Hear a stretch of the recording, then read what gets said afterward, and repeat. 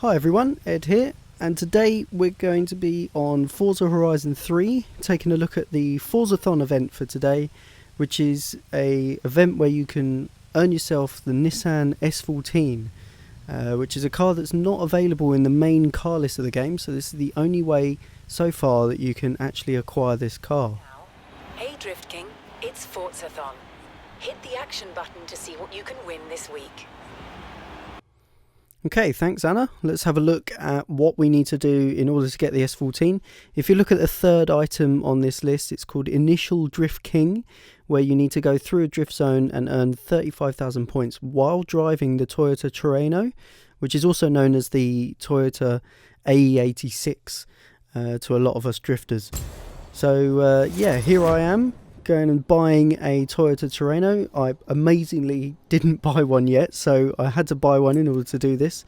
And I thought I'd just put a quick upgrade sort of tune on it, and just a bit more power, some cool wheels, and usual suspension, and make it lightweight and all that sort of stuff, just so that it could drift a bit easier. I didn't really tune it as such. I just put the necessary upgrades on. About 300 horsepower. It was actually a lot more horsepower than I expected. They've obviously beefed up the upgrades on this game compared to previous Forza games. But yeah, just went my way over to my local drift zone, the nearest one that was there, and I had to reach 35,000 points, so I just went for it really, just to see if I could make it while avoiding all the cars that are on the road.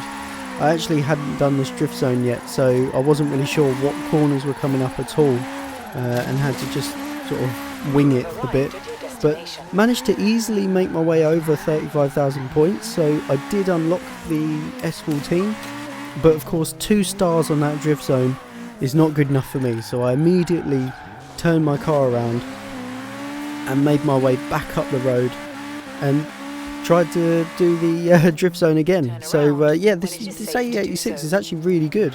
All I did was put a turbo on it, a few small upgrades to the engine, things like air filter, things that you would expect a real world car to have done, especially when you go as far as turboing the engine. I don't think I put any tyres on it. I think it was just stock tyres, and the tyres weren't much wider than standard. It's fairly realistic set of upgrades actually, and the car drifts really easily.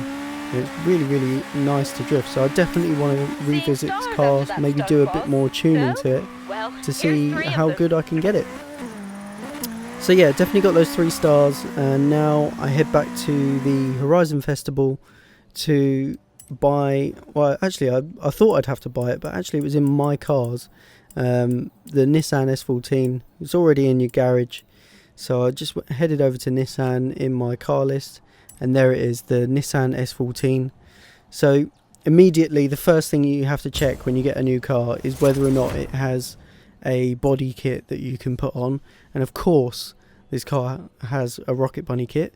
Happily it is one of the earlier Rocket Bunny kits, so that's pretty cool. It definitely looks awesome. So I had to go through and just do a few upgrades to it. Upgraded the turbo a bit. I kept the standard engine in. I know that it's quite popular actually in Forza games to put a different engine in. I'm sure there's lots of people who are going to be putting the V8 into this car, but I kept the standard engine just because it's definitely something that's more common in the real world, is to keep the standard engine in these cars. And somehow I managed to get it to over 500 horsepower, which is more than I expected for the upgrades that I put on it.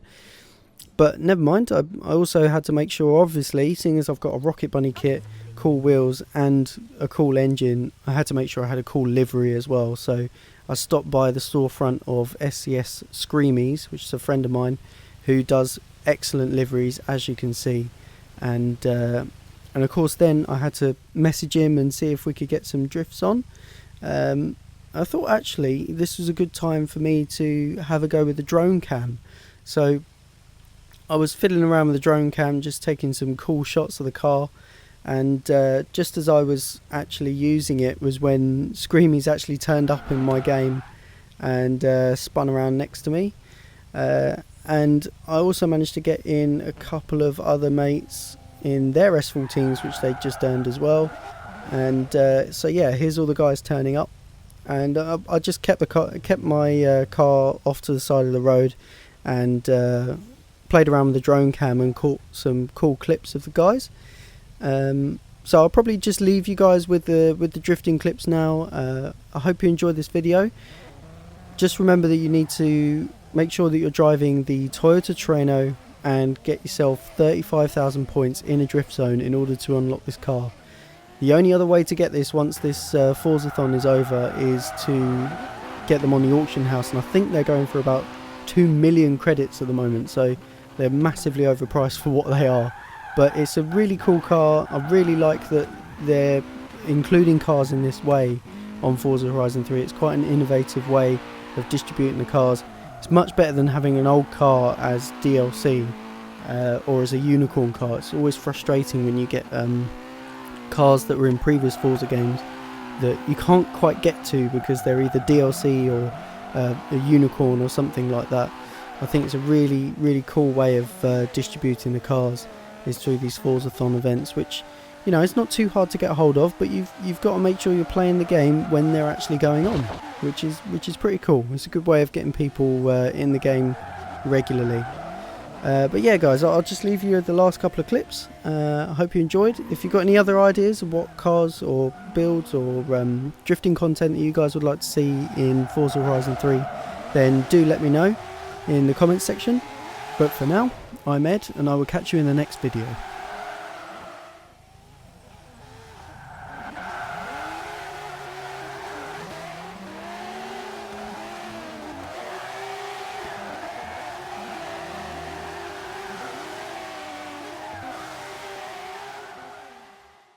Well, how do you like it? Makes me feel